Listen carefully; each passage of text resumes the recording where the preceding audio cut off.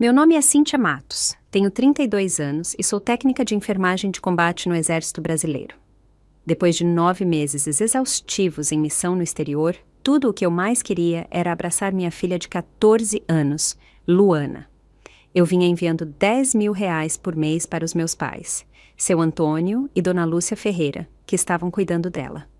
A alegria do nosso reencontro rapidamente se transformou em confusão quando perguntei casualmente se o dinheiro tinha sido suficiente. Luana olhou para mim sem entender e perguntou: "Que dinheiro?" Meus pais empalideceram.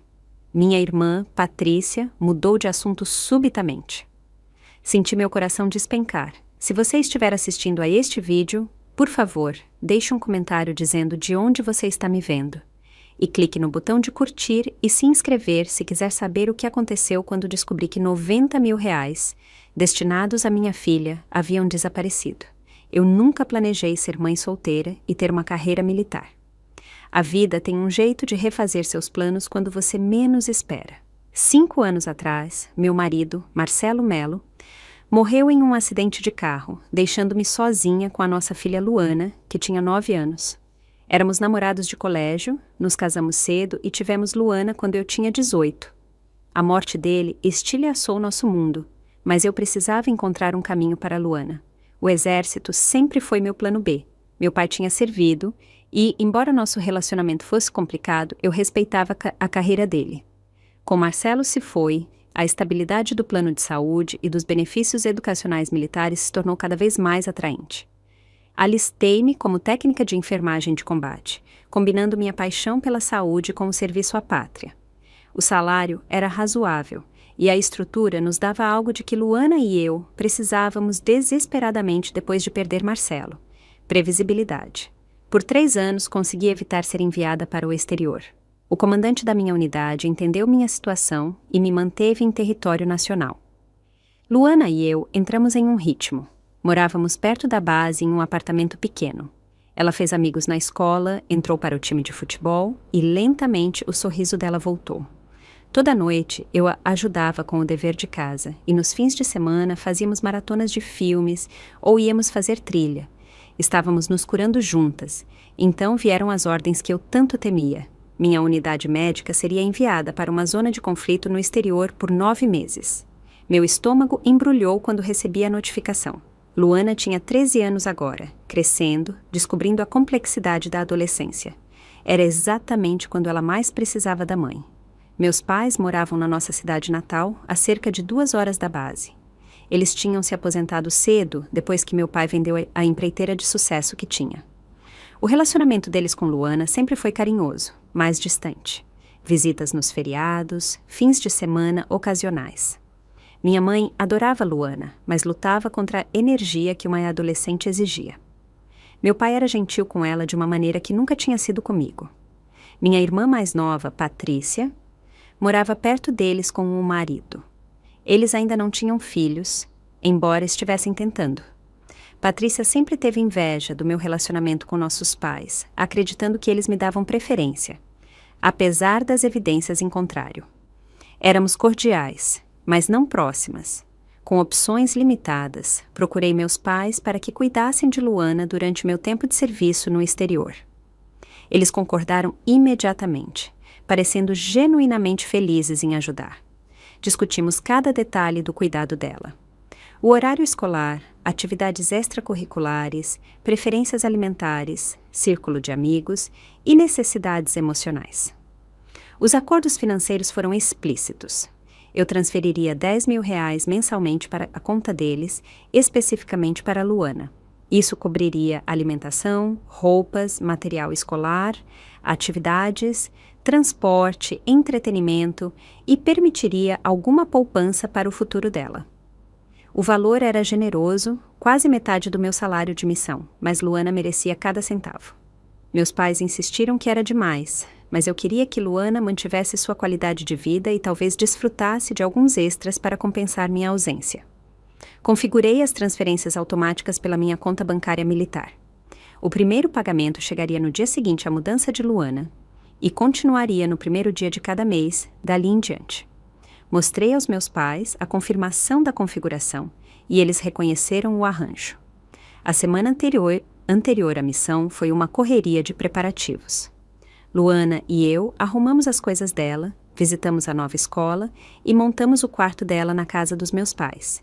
Comprei um diário especial para que ela pudesse me escrever cartas quando as chamadas de vídeo não fossem possíveis. Estabelecemos uma programação de comunicação, considerando as 13 horas de fuso horário e as restrições de segurança.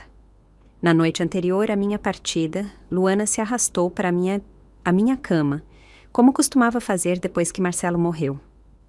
"Você vai ficar segura, mãe", ela sussurrou. Eu não podia prometer segurança absoluta, mas prometi que seria cuidadosa, que pensaria nela em cada decisão e que voltaria para casa. 9 meses passam rápido, eu disse sem acreditar nisso, e eu ligo sempre que puder. Deixar Luana na casa dos meus pais na manhã seguinte foi a coisa mais difícil que eu já tinha feito. Ela tentou ser corajosa, mas quando entrei no táxi, sua compostura se quebrou. Ela correu atrás do carro, chorando. Meu pai teve que segurá-la. Enquanto eu observava pelo vidro traseiro, minhas próprias lágrimas escorrendo livremente, a imagem de seu rosto vermelho e braços estendidos me assombrou durante toda a missão. A viagem de volta para casa pareceu eterna. Depois de 9 meses em um hospital de campanha empoeirado, tratando ferimentos, eu jamais esqueceria como o solo brasileiro parecia o paraíso. Consegui planejar meu retorno 3 dias antes do Natal, querendo fazer uma surpresa para Luana em vez de lhe dar a data exata. Se algo atrasasse minha viagem, eu não suportaria decepcioná-la 2 vezes. Minha irmã Patrícia me pegou no aeroporto. Ela parecia tensa, mas atribuí isso ao estresse das festas de fim de ano. No caminho para a casa dos meus pais, ela me atualizou sobre as notícias da família, evitando cuidadosamente menções específicas a Luana, exceto para dizer: "Ela cresceu muito. Você vai se chocar." O reencontro com Luana foi tudo o que eu tinha sonhado durante as noites solitárias em missão. Quando entrei pela porta, ela estava decorando biscoitos de Natal na cozinha. Ela largou o saco de glacê e se jogou nos meus braços com tanta força que quase caímos. Eu a abracei apertado, notando imediatamente que ela estava mais alta, o rosto mais definido, menos infantil. "Você está mesmo aqui", ela continuava dizendo, tocando meu rosto como se para confirmar que eu era real. "Senti tanta a sua falta, mãe." Meus pais pairavam por perto, suas expressões uma mistura de alegria e algo que eu não conseguia identificar. Meu pai me abraçou desajeitadamente, enquanto minha mãe se preocupava com a minha perda de peso e aparência de cansaço. A casa estava lindamente decorada para o Natal, com uma árvore enorme e enfeites elaborados que eu não reconheci dos anos anteriores. Aquela primeira noite foi um turbilhão de emoções. Jantamos juntos, Luana sentada tão perto de mim que comer era difícil. Ela mal tocou na comida, muito ocupada me contando sobre a escola, os amigos e os livros que tinha lido. Notei que ela usava jeans ligeiramente curtos e um suéter com os cotovelos desgastados, mas presumi que fossem apenas roupas confortáveis favoritas. Quando Luana mencionou a dificuldade em terminar um projeto de ciências porque não pôde pagar os materiais, um pequeno alarme tocou na minha cabeça. Minha mãe rapidamente interveio, dizendo que eles tinham dado um jeito. Meu pai mudou de assunto para as minhas experiências no exterior, evitando cuidadosamente qualquer menção a finanças. Enquanto Luana me mostrava o quarto, notei os móveis novos dos meus pais por toda a casa. O conjunto da sala de estar era claramente recente, um estilo que minha mãe havia apontado em revistas por anos. O escritório do meu pai continha um computador de mesa novo que parecia caro. Na garagem estava estacionado um utilitário esportivo de luxo. O carrão, que Patrícia explicou ser o brinquedo novo do pai. Luana parecia saudável e feliz no geral, mas pequenos detalhes me incomodavam. O celular dela era o mesmo modelo que tinha quando eu parti, agora com a tela severamente rachada. Quando perguntei por que ela não tinha trocado, ela deu de ombros e disse que ainda funcionava bem. Ela mencionou que fazia bicos como babá para vizinhos e ajudava em uma cafeteria local nos fins de semana para ganhar uma mesada, o que parecia desnecessário, dados os fundos que eu enviava. Naquela noite, depois que Luana adormeceu na minha cama, sem querer me tirar de sua vista, verifiquei meu aplicativo bancário. Todas as transferências haviam sido efetuadas exatamente como planejado. 9 pagamentos de R$ 10.000 cada, totalizando R$ 90.000. O dinheiro definitivamente tinha chegado à conta dos meus pais. Pensei em perguntar diretamente, mas decidi esperar. Talvez houvesse uma explicação simples. Talvez estivessem guardando o dinheiro para a faculdade de Luana como uma surpresa. Talvez eu estivesse sendo paranoica depois de meses em uma zona de combate, onde a confiança poderia ser uma responsabilidade. Na manhã seguinte, acordei e encontrei Luana preparando o café da manhã para mim, embora fossem apenas torradas e frutas. A vovó disse que precisamos ir ao supermercado hoje, ela explicou. Não temos muita comida agora. Minha irmã Patrícia chegou no meio da manhã com o marido, trazendo presentes de Natal e mais perguntas na minha mente. Ela usava uma pulseira de diamantes nova que não parava de tocar, explicando que era um presente de Natal antecipado. Quando Luana a admirou, Patrícia prometeu levá-la às compras quando pudermos pagar, dando aos meus pais um olhar rápido que eu não consegui interpretar. Ao longo do dia, notei mais inconsistências. Luana havia perdido a maioria de suas roupas, mas tinha poucas peças novas. As botas de inverno dela tinham sido remendadas com fita adesiva. A mochila escolar estava literalmente se desfazendo nas costuras.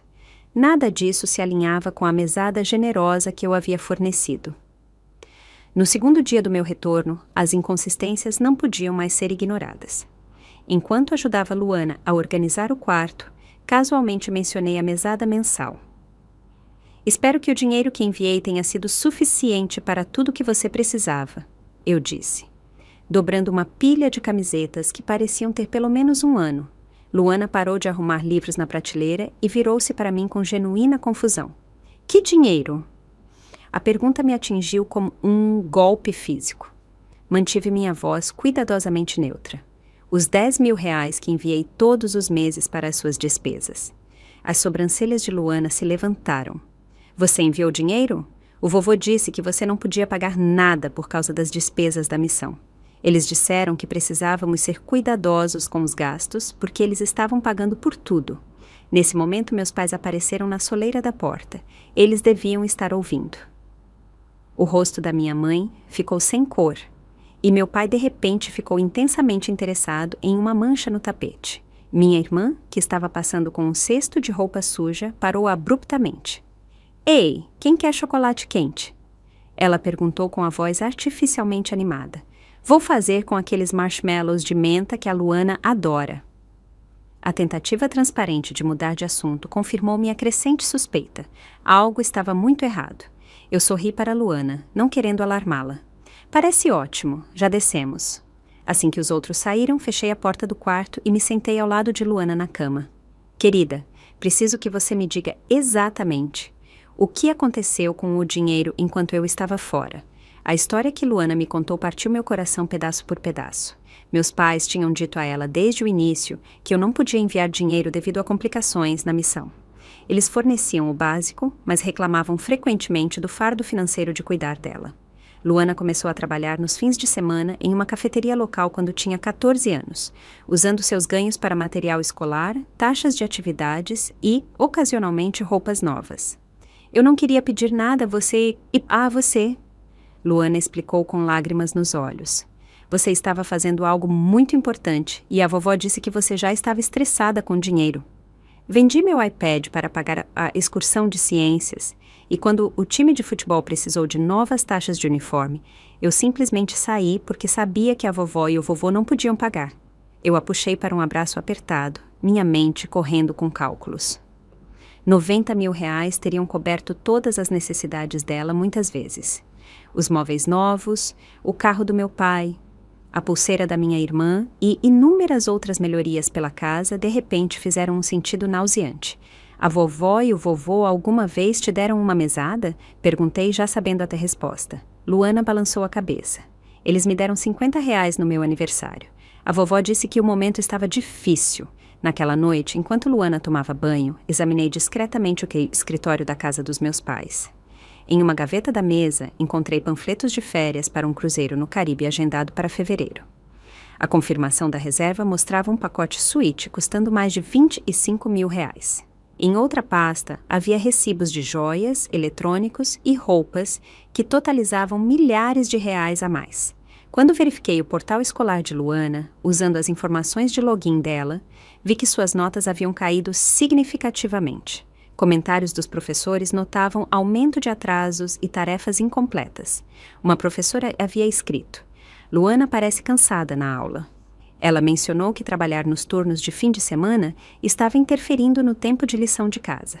A realidade estava se tornando inegável.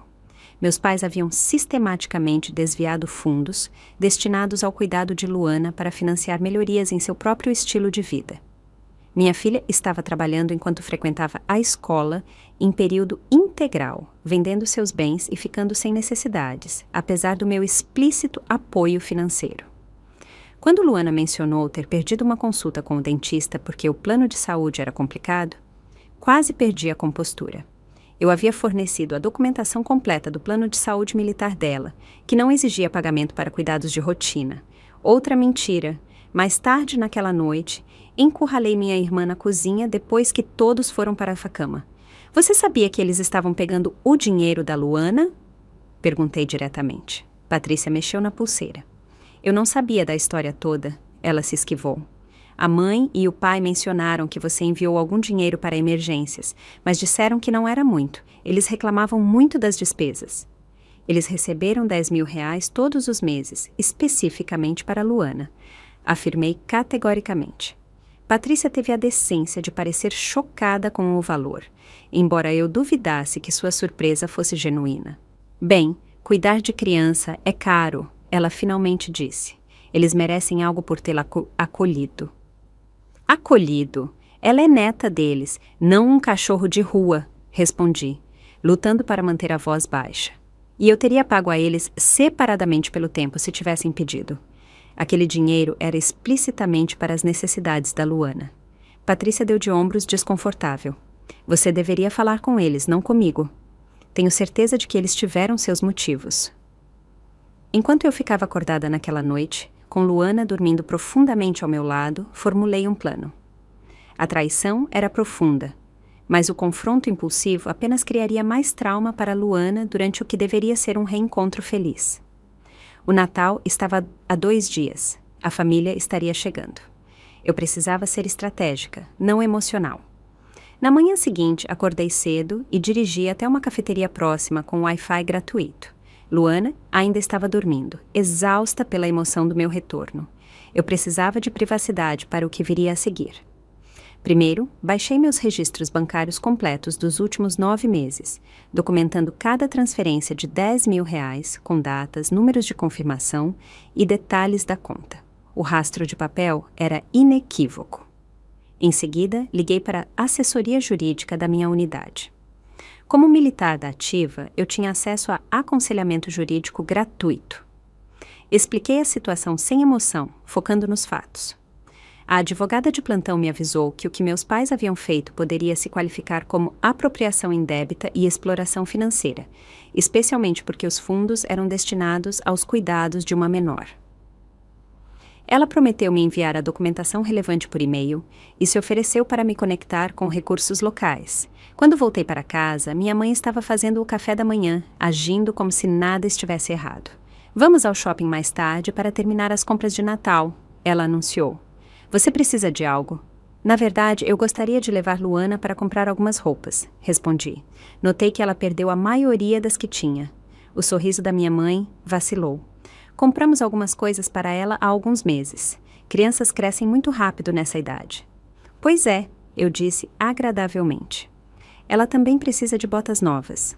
O remendo de fita adesiva é criativo, mas não muito quente. Minha mãe se ocupou com a massa das panquecas. As coisas andam apertadas, sabe? Os custos dos remédios do seu pai aumentaram. Isso era novidade para mim. Que remédio? O pai está bem? Ah, só para pressão. Nada sério, ela acenou desinteressada. Depois acrescentou. Mas o plano só cobre parte disso. Eu sabia que meu pai tinha uma excelente cobertura de saúde de aposentadoria, que incluía benefícios de prescrição. Outra mentira. Enquanto Luana e eu nos preparávamos para sair, ouvi meus pais discutindo no quarto. Ela sabe de alguma coisa, minha mãe sibilou. Você precisa manter a história das despesas médicas. E o carro? Meu pai respondeu. Não podemos simplesmente esconder isso. Diga que foi uma boa oportunidade que você não podia perder. Use a desculpa da conta de aposentadoria. A voz de minha irmã se juntou à conversa. E os panfletos do cruzeiro no escritório eu avisei para esconder. Apenas mantenha a normalidade até o Natal. Ela voltará para o Abase em breve de qualquer maneira. A suposição casual deles de que eu simplesmente voltaria ao serviço sem resolver a situação me enfureceu, mas mantive a compostura. O objetivo agora era reunir evidências. No shopping, Luana e eu tivemos nossa primeira conversa verdadeiramente privada. Durante o almoço na praça de alimentação, perguntei a ela mais sobre os últimos 9 meses. Cada novo detalhe fortalecia minha determinação. Eu trabalhei todos os sábados e domingos de manhã no café da vó Neide, ela explicou. A dona Neide, me dava turnos extras durante as férias escolares. Foi assim que comprei meus presentes de Natal este ano. A vovó e o vovô sabiam que você estava trabalhando tanto? Luana assentiu. Eles me levavam às vezes, mas geralmente eu ia de bicicleta. São cerca de 3 quilômetros para ir e para voltar. No frio intenso? Perguntei, lembrando dos dias mais frios da região. Não foi tão ruim, ela deu de ombros. Eu usava muitas camadas. Descobri que Luana havia vendido não apenas seu iPad, mas também a coleção de romances de fantasia que eu tinha dado a ela ao longo dos anos, seus fones de ouvido sem fio e até mesmo o medalhão de prata que continha uma foto do pai e minha. O seu Paulo, da Casa de Penhores, me deu R$ 250 pelo medalhão, ela disse, com os olhos baixos. Eu precisava para a calculadora gráfica da aula de matemática. A vovó disse que era muito cara e que eu deveria pedir emprestada, mas ninguém emprestaria a dela por um semestre inteiro. Cada revelação era uma ferida nova, mas mantive uma postura de apoio. Você fez o que achava certo, Luana. Tenho orgulho da sua desenvoltura, mas queria que você não tivesse precisado trabalhar tanto ou vender seus bens preciosos. Naquela tarde, insisti em levar Luana para visitar sua amiga Júlia, dando-me a oportunidade de falar com a mãe de Júlia, Carla. Tínhamos sido amigas antes da minha missão, e eu confiava na perspectiva dela. Carla confirmou meus medos. Estávamos todos preocupados com Luana. Ela admitiu depois que Luana subiu. Ela nunca ia às atividades de fim de semana com as meninas por causa do trabalho. Ela usava as mesmas poucas roupas repetidamente. Na festa do pijama de aniversário da Júlia, ela não trouxe presente e ficou tão envergonhada que fingimos que havia perdido. Ela alguma vez mencionou problemas de dinheiro? Perguntei. Ela disse que os avós viviam de renda fixa e não podiam pagar por extras. Oferecemos-nos para pagar o dela várias vezes, mas ela recusou. Que menina orgulhosa, Carla hesitou. Espero que você não se importe, mas comprei jeans novos para ela e dei como um presente aleatório. As calças dela estavam 4 dedos curtas na primavera. Agradeci a Carla pela gentileza e perguntei se ela estaria disposta a fornecer uma declaração por escrito sobre suas observações, se necessário. Ela concordou sem hesitar. Enquanto Luana visitava Júlia, dirigi até a escola dela. O prédio estava fechado para as férias de fim de ano, mas agendei um encontro com a coordenadora pedagógica, professora Silvia, que concordou em me receber brevemente. A avaliação da professora Silvia era igualmente preocupante. O desempenho acadêmico de Luana caiu notavelmente por volta de março. Ela passou de aluna nota 10 para principalmente notas medianas. Sua professora de matemática relatou que ela frequentemente adormecia na aula. Quando discutimos isso, Luana atribuiu a necessidade de trabalhar nas manhãs de fim de semana, começando às 5h30. Alguém contatou meus pais sobre isso? Perguntei. Múltiplas vezes. Eles nos garantiram que era temporário e que Luana estava apenas se ajustando à sua ausência. Quando sugerimos reduzir o horário de trabalho, eles disseram que era escolha da Luana e que formava caráter. A professora Silvia parecia perturbada. Estávamos preocupados, mas sem evidência de negligência, nossas opções eram limitadas. Agradeci a ela por me receber durante o feriado e perguntei se a escola tinha documentação dessas conversas. Ela me garantiu que mantinham registros detalhados de todas as comunicações com os pais. Ao anoitecer, quando voltamos para a casa dos meus pais, eu havia reunido evidências substanciais. Eu tinha fotografias das roupas inadequadas de Luana e sapatos desgastados, depoimento da mãe de sua amiga, documentação escolar do declínio acadêmico, verificação de trabalho de seu empregador e registros bancários provando as transferências de dinheiro. Eu também tinha o diário de Luana, que ela havia compartilhado voluntariamente comigo. Suas anotações documentavam inúmeras instâncias em que lhe foi dito que eles não podiam pagar itens básicos de que ela precisava, as frequentes reclamações dos avós sobre o fardo financeiro e sua própria culpa por ser cara de manter. Uma anotação particularmente dolorosa dizia: liguei para a mamãe hoje, mas não pude contar a ela sobre a necessidade de dinheiro para a excursão. Ela parecia tão cansada na chamada de vídeo e a vovó disse que a mamãe estava lutando para pagar a própria comida na missão. Vou apenas dizer à minha professora que estou doente naquele dia. Naquela noite, ajudei Luana a embrulhar presentes de Natal para a família. Ela havia gasto seus ganhos da cafeteria em presentes atenciosos, mais baratos, biscoitos caseiros para parentes, uma caneca de café para meu pai, um cachecol para minha mãe e um porta-retrato para mim. Enquanto isso, eu tinha notado sacolas de lojas de luxo escondidas no armário dos meus pais quando estava procurando papel de embrulho. O contraste não poderia ter sido mais gritante. Enquanto minha filha trabalhava nos fins de semana e vendia bens queridos para comprar um porta-retrato de R$ 50, meus pais haviam desviado milhares de reais destinados ao cuidado dela para financiar luxos para si mesmos. A véspera de Natal seria amanhã. A família estendida se reuniria e eu estaria pronta. A manhã da véspera de Natal amanheceu clara e fria. Eu mal dormi, minha mente percorrendo várias abordagens para um confronto que se aproximava. Luana sentiu minha distração, mas atribuiu a minha readaptação após a missão. Na realidade, eu estava executando um plano cuidadosamente considerado. O primeiro passo foi a proteção financeira. Enquanto Luana ajudava minha mãe a preparar o café da manhã, visitei a agência local do meu banco. Como precaução, eu já havia bloqueado as transferências automáticas da minha conta de missão. Agora, estabeleci uma nova conta corrente com Luana como cotitular, transferindo fundos da minha poupança para cobrir as necessidades imediatas dela. A bancária, uma veterana, agilizou o processo quando expliquei que acabara de voltar da missão. Em seguida, liguei para a Tenente Coronel Lins, minha antiga oficial comandante e mentora de confiança.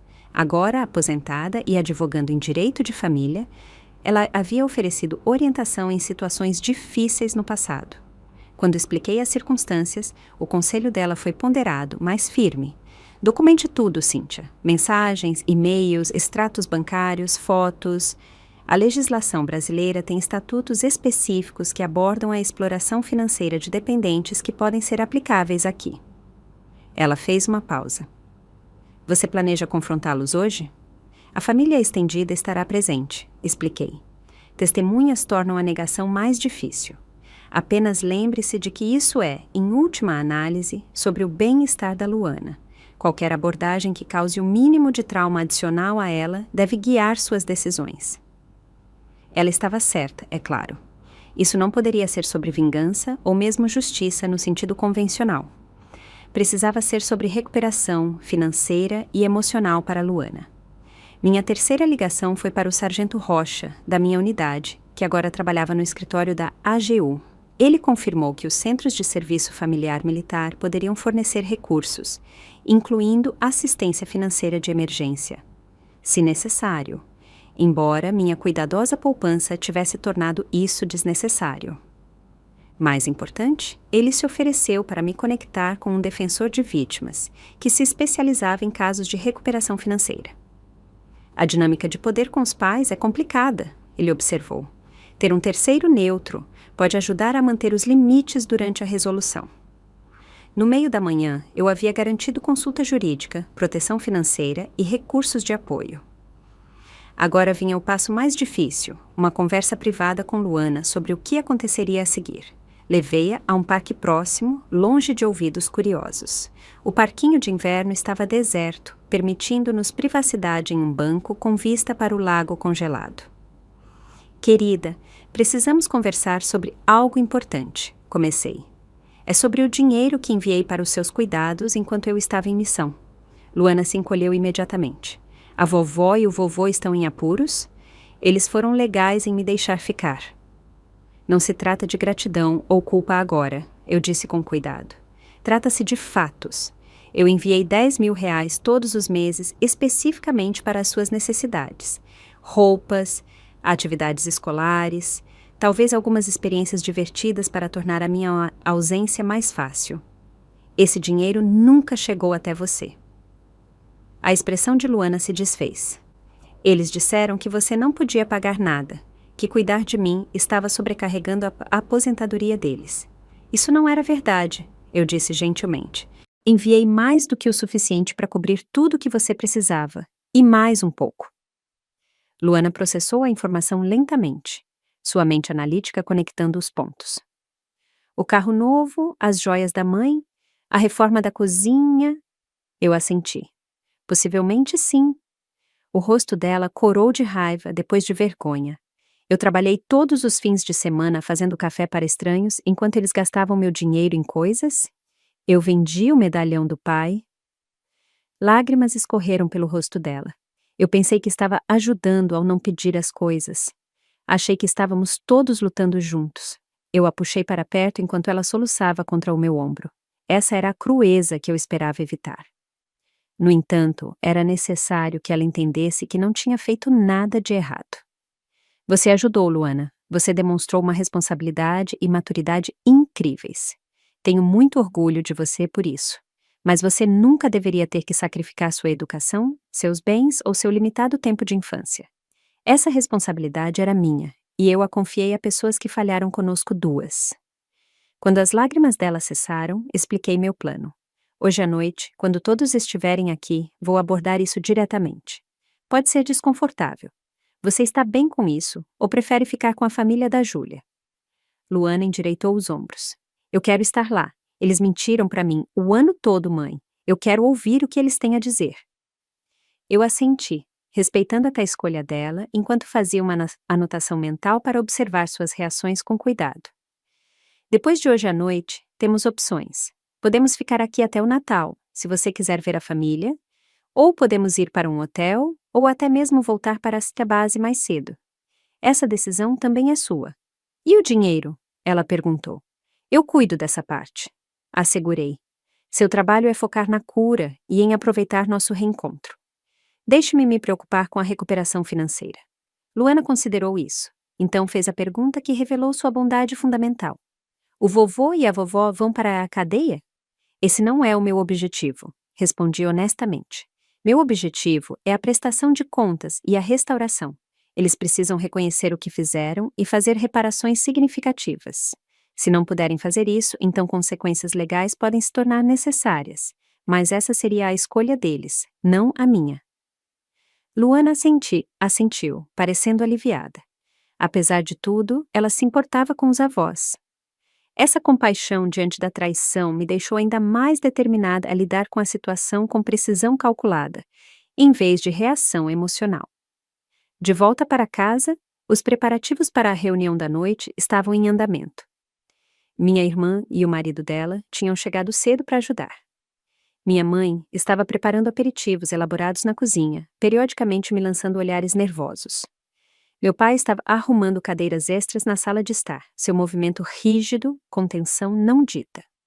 Mantive uma postura calma e neutra enquanto finalizava minha abordagem. O confronto precisava ser direto, mas controlado, factual, em vez de acusatório, e focado na resolução em vez de punição.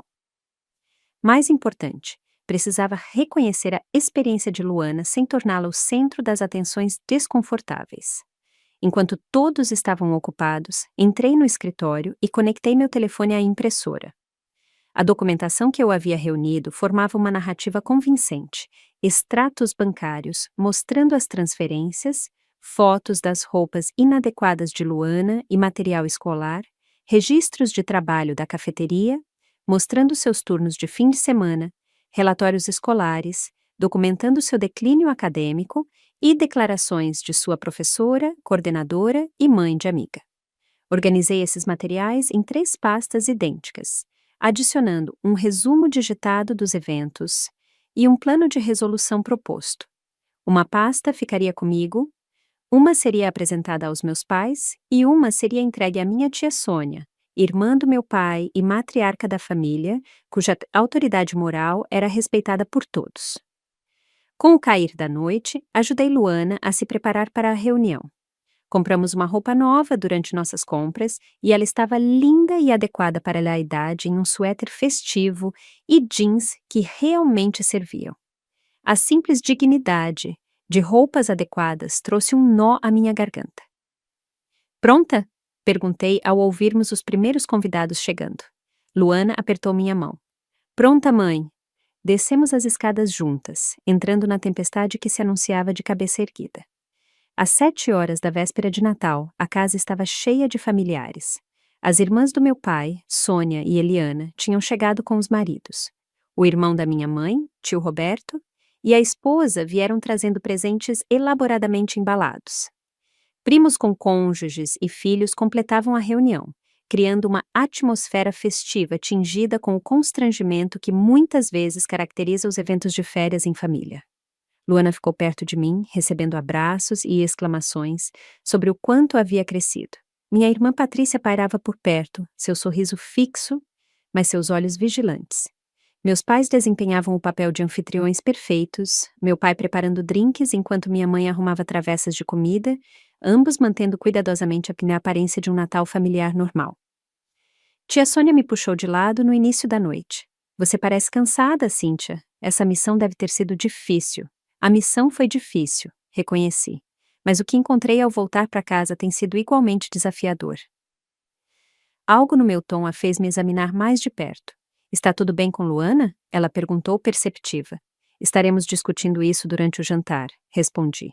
Eu apreciaria a sua atenção quando o fizermos. Minha tia, que nunca gostou de perder sutilezas, assentiu lentamente. Você sabe que estou sempre ao seu lado.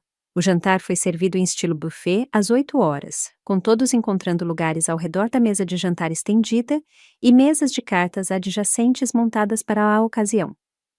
Eu me posicionei estrategicamente na mesa principal com Luana ao meu lado, diretamente em frente aos meus pais. Tia Sônia sentou-se à minha direita, completando as linhas de visão críticas para o que se seguiria.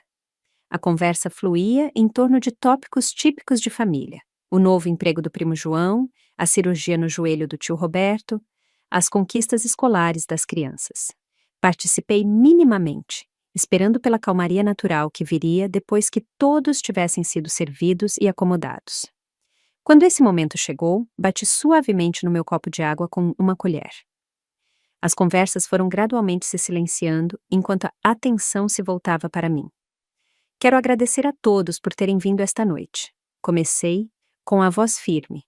Estar em casa para o Natal depois de 9 meses em missão é um presente que não dou por garantido. Ter Luana de volta em meus braços é tudo o que sonhei durante os dias difíceis no exterior.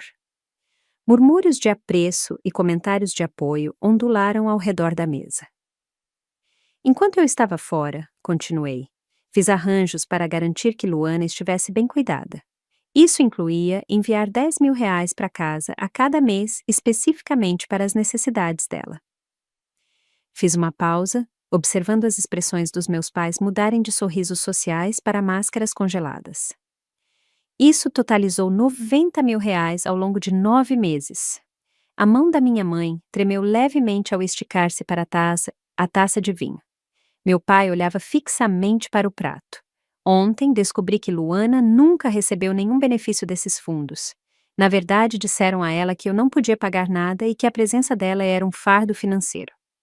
Um silêncio chocado caiu sobre a mesa. Luana olhou para o colo, desconfortável com a atenção, mas resoluta em sua dignidade silenciosa. Enquanto Luana trabalhava nos fins de semana em uma cafeteria local para pagar material escolar e vendia bens pessoais para pagar excursões, esses fundos foram desviados para reformas na casa. Um veículo novo, itens de luxo e planejamento de férias. Minha irmã Patrícia interveio, sua voz artificialmente brilhante. Tenho certeza de que há um mal-entendido sobre as despesas envolvidas na criação de um adolescente. Talvez devêssemos discutir isso em particular após o jantar. Não há mal-entendido, respondi calmamente, deslizando as pastas de debaixo da minha cadeira. Estes contêm documentação completa. Transferências bancárias, registros de trabalho da Luana, declarações de funcionários da escola e depoimentos de membros da comunidade que testemunharam ela passando por necessidades. Coloquei uma pasta na frente dos meus pais e entreguei a outra para a tia Sônia, cuja expressão havia endurecido em algo que lembrava o rosto de seu irmão quando ele estava especialmente desapontado. Luana manteve uma média escolar aceitável enquanto trabalhava nos fins de semana, não recebeu mesada, perdeu consultas médicas e teve a participação negada em atividades escolares devido a supostas restrições financeiras. Minha voz permaneceu comedida, apesar da raiva queimando sob minhas palavras.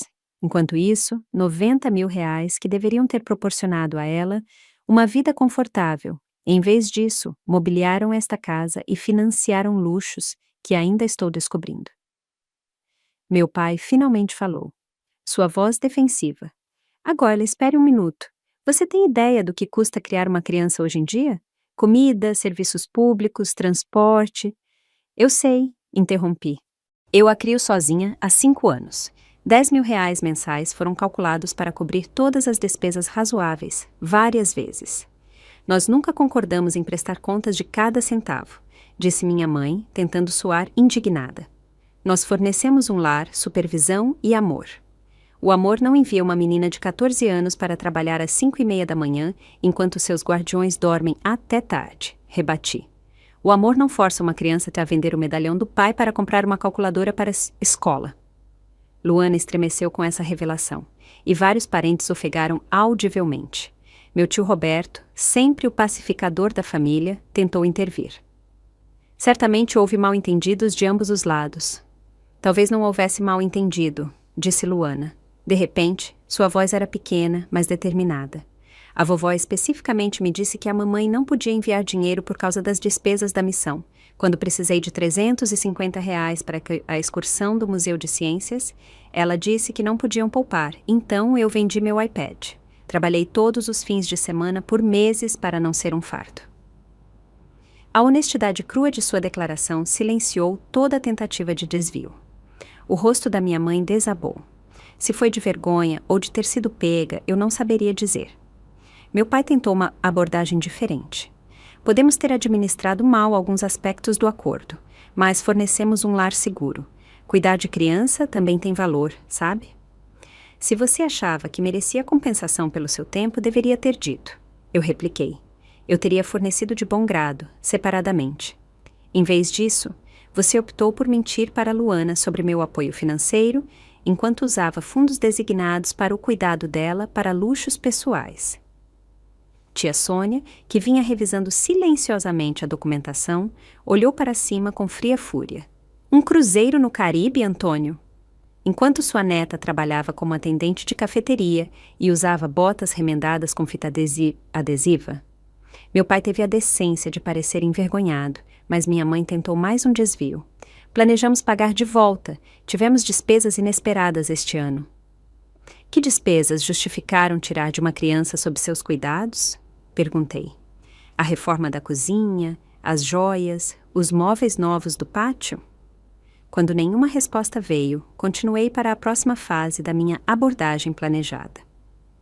Não estou interessada em humilhação pública ou divisão familiar. Estou interessada em prestação de contas e em corrigir isso para Luana. Estas são as minhas condições: prestação de contas completa e reembolso dos fundos, um pedido de desculpas direto a Luana reconhecendo o dano específico causado e um acordo por escrito sobre quaisquer futuros arranjos financeiros ou de tutela. Ou o quê? Perguntou meu pai, um toque de sua antiga autoridade rastejando em sua voz. Ou, eu vou apresentar queixas formais de exploração financeira de uma menor dependente, declarei calmamente. Minha assessoria jurídica militar já delineou as potenciais consequências, tanto criminais quanto civis. Minha irmã, que estava estranhamente quieta, de repente encontrou sua voz. Você processaria seus próprios pais depois que eles acolheram Luana quando você escolheu servir no exterior? Eu não escolhi o envio, Patrícia. Recebi ordens que segui enquanto confiava na minha família para honrar seus compromissos com a minha filha. Virei-me para encará-la diretamente. E sim, eu buscaria recursos legais, se necessário, assim como faria por qualquer outra forma de negligência ou exploração infantil. Eu não sabia de nada disso. Ela insistiu fracamente. Sua pulseira nova sugere o contrário. Observei. Assim como a sua presença durante as conversas sobre manter a história coesa em relação ao dinheiro desaparecido. A família estendida permaneceu em silêncio atordoado. A esposa do tio Roberto estava chorando abertamente. Tia Sônia havia se movido para se sentar ao lado de Luana, o braço protetoramente ao redor dos ombros da minha filha. "O que acontece agora?" perguntou minha mãe com a voz pequena. "Hoje à noite, nada mais. É véspera de Natal e eu não vou roubar a celebração da família. Luana e eu participaremos conforme o planejado." Olhei ao redor da mesa. "Mas a partir de 26 de dezembro, espero iniciar um processo de resolução estruturado. A escolha de que isso aconteça em particular ou por canais legais é de vocês." Como se fosse um sinal, a campainha tocou. O momento foi coincidência, mas a interrupção serviu como uma pontuação perfeita para minha declaração. Meu pai se levantou automaticamente para atender.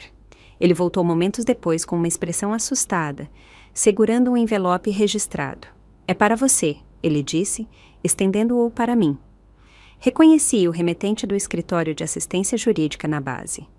Os documentos que eu havia solicitado mais cedo, modelos formais para acordos de restituição e responsabilidade financeira, haviam chegado com um timing dramático perfeito. Pegando o envelope, eu disse simplesmente: "Obrigada, isso nos ajudará a avançar construtivamente." O restante do jantar prosseguiu em ondas desconfortáveis, de conversas forçadas e silêncios constrangedores. Os membros da família estendida processaram a revelação de várias maneiras, alguns oferecendo palavras discretas de apoio a Luana, outros tentando intermediar a reconciliação imediata, alguns simplesmente observando com o fascínio, reservado, a testemunhar implosões familiares privadas. Durante tudo isso, Luana manteve uma compostura notável, aceitando conforto sem buscar piedade, respondendo às perguntas honestamente, mas sem dar detalhes. Eu nunca tinha estado mais orgulhosa de sua força e graça sob pressão. Mais tarde naquela noite, enquanto os convidados partiam com votos de felicidade natalinos discretos, tia Sônia me puxou de lado. "Vou ajudar a garantir que eles corrijam isso", ela prometeu. "O que fizeram foi inconcebível." "Obrigada", eu respondi sinceramente. "Meu objetivo é a resolução, não a destruição." "Luana ainda os ama, apesar de tudo. Você é uma pessoa melhor do que eu seria na sua posição", ela observou. "Não melhor", corrigi. "Apenas focada no que mais importa. Luana precisa de cura mais do que eu preciso de retribuição." Enquanto nos preparávamos para dormir naquela noite, Luana fez a pergunta que claramente estava pesando em sua mente. "Nós voltaremos a ser uma família normal de novo?" Considerei minha resposta cuidadosamente. Seremos uma família diferente, uma construída sobre a verdade e a prestação de contas, em vez de mentiras confortáveis. Se seus avós podem fazer parte disso, depende das escolhas deles agora. Luana, sim, assentiu pensativamente. "Que bom que você voltou quando voltou, mãe." "Eu também, querida", sussurrei, abraçando-a forte. "Eu também." A batida na porta no dia 26 de dezembro veio precisamente às 10 da manhã. Meus pais, que mantiveram uma distância cautelosa durante as celebrações do dia de Natal, trocaram olhares apreensivos. Minha irmã Patrícia e o marido haviam chegado minutos antes, completando o círculo daqueles diretamente envolvidos na situação. Luana sentou-se ao meu lado no sofá, sua postura refletindo a confiança que nossas conversas honestas haviam começado a reconstruir. Tia Sônia havia insistido em estar presente como uma testemunha familiar neutra, posicionando-se, literal e figurativamente, entre os lados opostos da sala de estar. Meu pai abriu a porta para revelar o Dr. Eduardo, o advogado da assessoria jurídica da base, que havia concordado em facilitar nossa discussão. A presença dele, imediatamente, estabeleceu a seriedade dos procedimentos sem escalar para a formalidade de um tribunal. Obrigado a todos por concordarem com esta mediação. O Dr. Eduardo começou após as apresentações. Meu papel hoje é ajudar a estruturar uma conversa que aborde as discrepâncias financeiras que ocorreram durante a missão de Cíntia e estabelecer uma estrutura para a resolução. A descrição clínica do que havia acontecido como discrepâncias financeiras, em vez de roubo ou exploração, estabeleceu um tom de resolução de problemas, em vez de punição. Isso foi uma parte deliberada da estratégia que havíamos discutido para maximizar as chances de restituição real, em vez de obstrução defensiva. Pelas próximas 3 horas, nos envolvemos em um processo metódico de prestação de contas. Meus pais, confrontados com a documentação abrangente que eu havia reunido e a orientação suave, mas firme do Dr. Eduardo, abandonaram gradualmente sua postura defensiva. Meu pai, sempre mais direto do que minha mãe, foi o primeiro a reconhecer a realidade total de suas ações. Nós desviamos os fundos, sim, ele admitiu. Começou pequeno, usando parte do primeiro pagamento para consertar a máquina de lavar louça. Então, ficou mais fácil justificar usar mais para outras melhorias domésticas, dizendo a nós mesmos que beneficiava a Luana indiretamente. No 3º mês, estávamos tratando o dinheiro como renda geral. Minha mãe, chorosa, mas ainda lutando contra a admissão total, acrescentou. Nós nos convencemos de que merecíamos isso por tê-la acolhido, que cuidar dela valia uma compensação. Ela olhou para Luana com remorso genuíno. Mas nunca deveríamos ter dito a você que sua mãe não enviou nada. Isso foi cruel e manipulador. Passo a passo, o Dr. Eduardo nos guiou através de uma contabilidade completa dos fundos desviados. O total, incluindo o cruzeiro planejado que havia sido totalmente pago, excedia os R$90 mil que eu havia enviado. Meus pais tinham literalmente gastado dinheiro que ainda não haviam recebido, antecipando futuras transferências. O plano de resolução tomou forma com cooperação surpreendente, uma vez que o reconhecimento total ocorreu. Meus pais concordaram com um cronograma de reembolso estruturado, começando com o cancelamento imediato e o reembolso do cruzeiro. Eles venderiam o carro novo do meu pai e voltariam para o veículo anterior. As recentes compras de joias da minha mãe seriam devolvidas ou vendidas. Para os fundos que não puderam ser recuperados imediatamente, eles se comprometeram a pagamentos mensais de R$5 mil até que a dívida fosse totalmente quitada. O Dr. Eduardo formalizou isso em um acordo legalmente vinculativo que incluía consequências para o não cumprimento. O elemento mais importante da minha perspectiva foi o pedido de desculpas direto a Luana. O Dr. Eduardo sugeriu sabiamente que isso ocorresse sem público. Então, meus pais conversaram em particular com Luana enquanto o resto de nós saía para a varanda. Quando eles saíram 20 minutos depois, os olhos de Luana estavam vermelhos, mas sua expressão era de paz.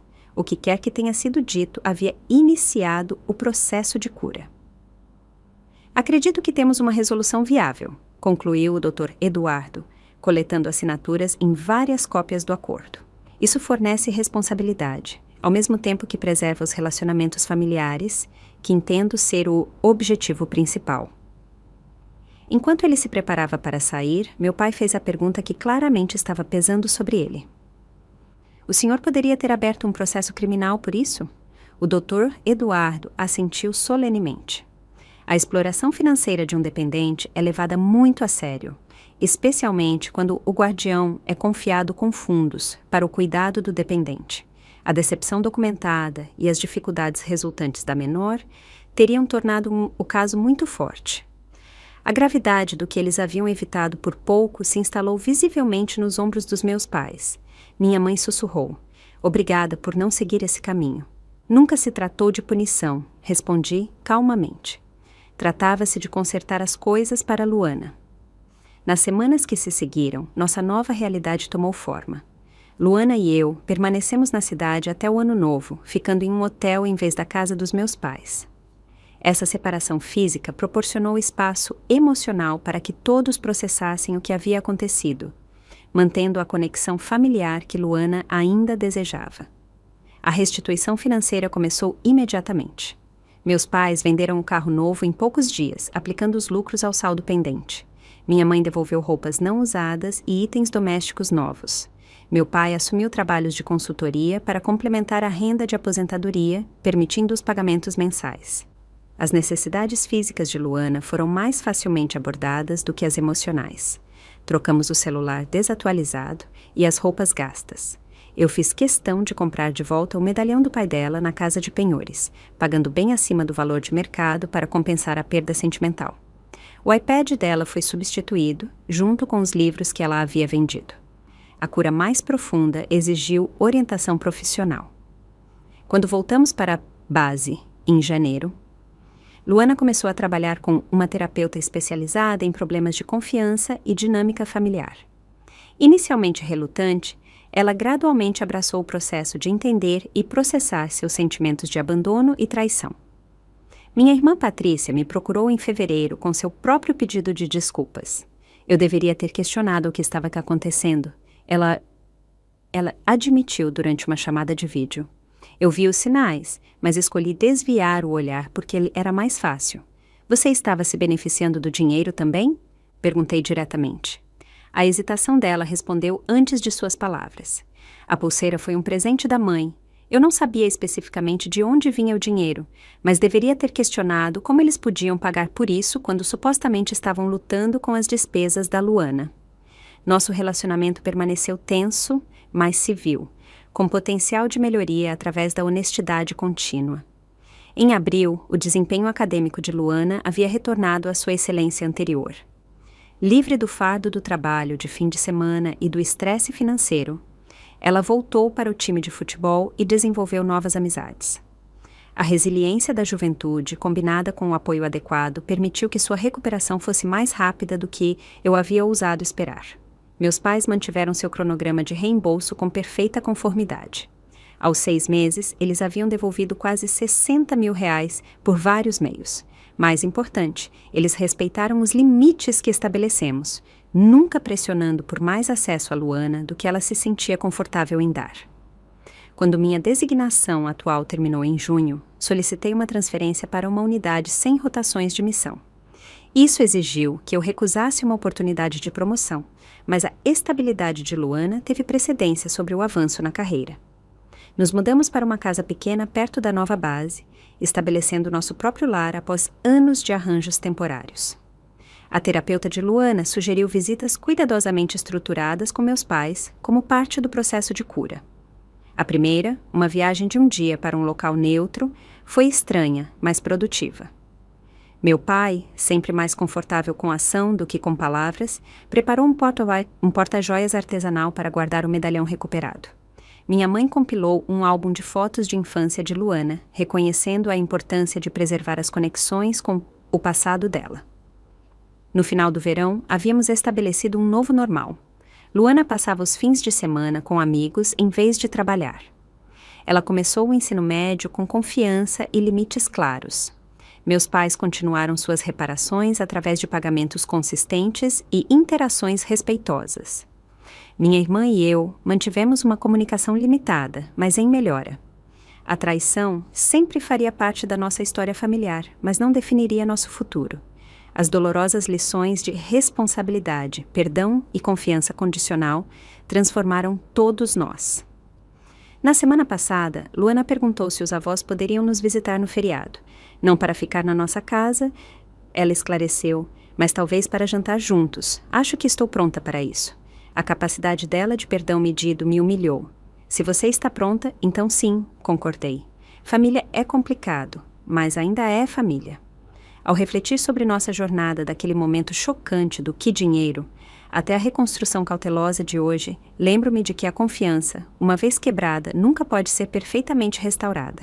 Mas algo novo e potencialmente mais forte pode crescer em seu lugar, um relacionamento fundado na responsabilidade, em limites claros e na confiança conquistada, em vez de presumida. Se você já experimentou traição familiar ou exploração financeira, saiba que a recuperação é possível. Estabelecer limites não é egoísmo, é necessário para a cura. A responsabilidade não é vingança, é o fundamento de qualquer relacionamento saudável. E proteger aqueles que amamos às vezes significa fazer escolhas difíceis que outros podem não entender. Você já teve que reconstruir a confiança com membros da família? Que limites você precisou estabelecer? Compartilhe suas experiências nos comentários abaixo. Se esta história ressoou com você, por favor, se inscreva para ouvir mais jornadas de resiliência e recuperação. Obrigada por ouvir e lembre-se, mesmo as feridas mais profundas podem cicatrizar com o cuidado e o tempo adequados.